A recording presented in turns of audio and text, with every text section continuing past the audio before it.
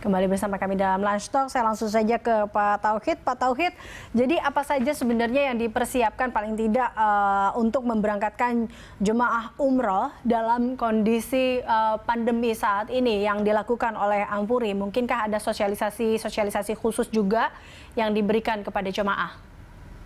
Ya, jadi Mbak Elisa, saya sepakat tadi dengan Pak Aceh Hasan Sadili, Wakil Ketua Komisi 8 yang bermitra dengan Kementerian Agama yang menangani masalah penyelenggaraan umroh dan haji. Tentunya kita akan beda menghadapi persoalan umroh ini seperti tahun-tahun sebelumnya. Kalau kita tahun sebelumnya itu memberangkatkan hampir kurang lebih 1 juta umat Islam mu'tamirin yang menyelenggarakan ibadah umroh yang sebagai nomor 2 terbesar setelah Pakistan, yang Pakistan hampir kurang lebih 1.200.000 orang meringkam jemaahnya, tentu akan berdampak pada saat pandemik ini, di mana tadi disampaikan bahwa persoalan kesehatan yang sangat riskan sekali, sangat diperhatikan sekali oleh Kementerian Haji Arab Saudi dan Kementerian Kesehatan Arab Saudi, di mana sangat memprioritaskan tentang kesehatan.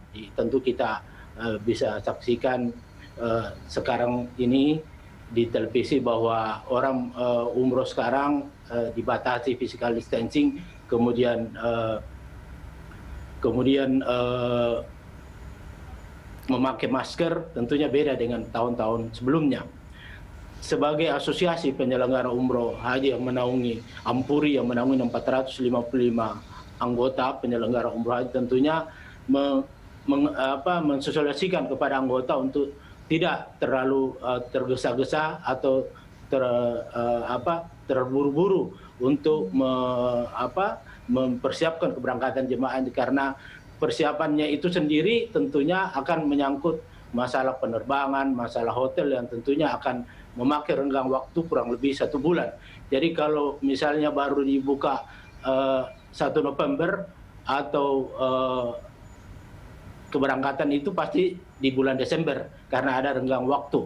Kalau dibuka bulan Januari, 1 Januari, maka 1 Desember itu renggang waktunya untuk keberangkatan. 1 Desember itu mempersiapkan segala persyaratan yang ditentukan oleh Arab Saudi, baik itu protokol kesehatan seperti tadi sampaikan, PCR dan lain sebagainya, dan umur yang sudah ditetapkan oleh Kementerian Haji dan batas umur yang sudah ditetapkan itu kita persiapkan. Tentunya yang lebih diutamakan adalah jemaah yang sudah mendaftar lebih awal, yang tertunda kemarin dari bulan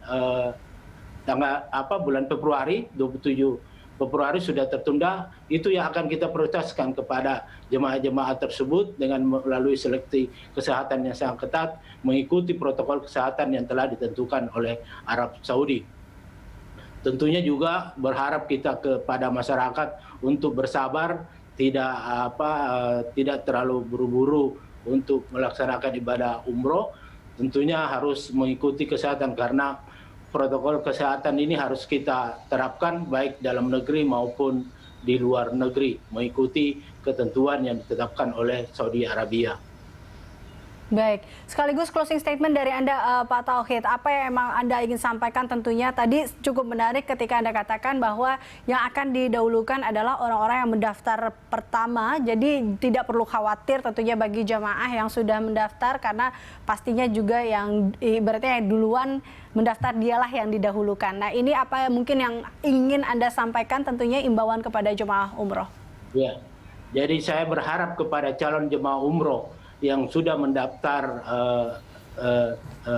umroh untuk keberangkatan ini untuk tetap bersabar dan menjaga kesehatan. Ini hal penting karena sesungguhnya ibadah umroh itu perlu kesehatan yang stamina yang kuat dan menjaga jangan sampai kita menjadi carrier ataupun terdampak oleh COVID-19 ini. Tentunya segala sesuatunya kesehatan nomor 1.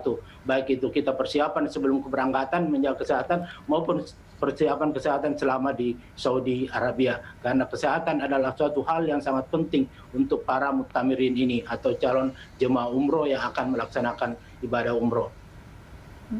Baik, terakhir dari Anda Pak Aceh, apa yang memang harus dilakukan mengingat bahwa haruskah ada juga komunikasi yang tetap berjalan oleh Indonesia dan Arab Saudi tentunya agar kita mendapatkan dalam kondisi seperti ini kita masih mendapatkan kepercayaan dari Arab Saudi?